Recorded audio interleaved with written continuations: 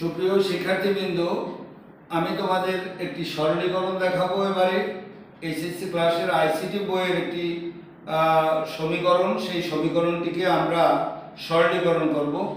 তো দেখো সরলীকরণটি।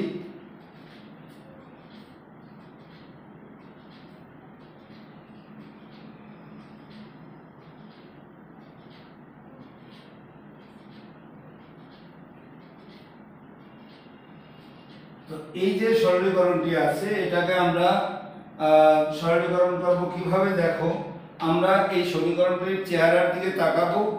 তাকিয়ে যদি আমরা দেখি যে এটার উপরে হোল নট যে জায়গাটা আছে, সেটাকে আগে আমাদের সরলীকরণ করতে হবে, সেইটাকে আগে আমাদের আমাদের সলিউশন করতে হবে। তো এই হোল নট দেখেছি, ডিমর্গানের কথা ভেবেছি। এবারে হোল নটের নিচে যদি মাঝখানে যোগ চিহ্ন পাওয়া যায় তাহলে প্রথম সূত্র, আর যদি গুণ চিহ্ন পাওয়া যায় তাহলে ডিমর্গানের দ্বিতীয় সূত্র। আমি সূত্র দুটি পাশে লিখে দেখাচ্ছি। a plus B whole not সমান a not into B not, এ হলো প্রথম সূত্র। আর দ্বিতীয় সূত্র হলো a into B whole not সমান a not plus B not.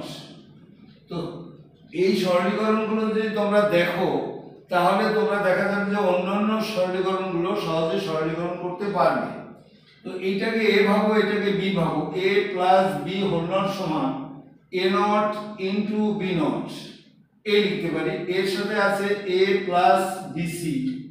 এখন এটাকে আমরা গুণ দিয়ে দেব। গুণ দিয়ে দিলে a আগে গুণ দিলাম B not into C not, আর এটা গুণ দিলে হলো C not B not into BC.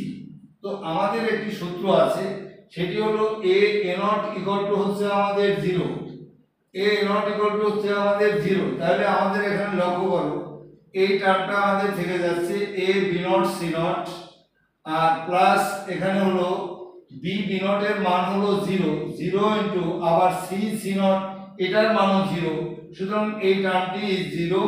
এবারে থেকে গেল a B not C not.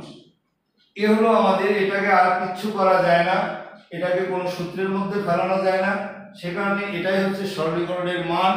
সকলকে অনেক ধন্যবাদ। আমার ভিডিও ভালো লাগলে এটাকে লাইক এবং সাবস্ক্রাইব করবে।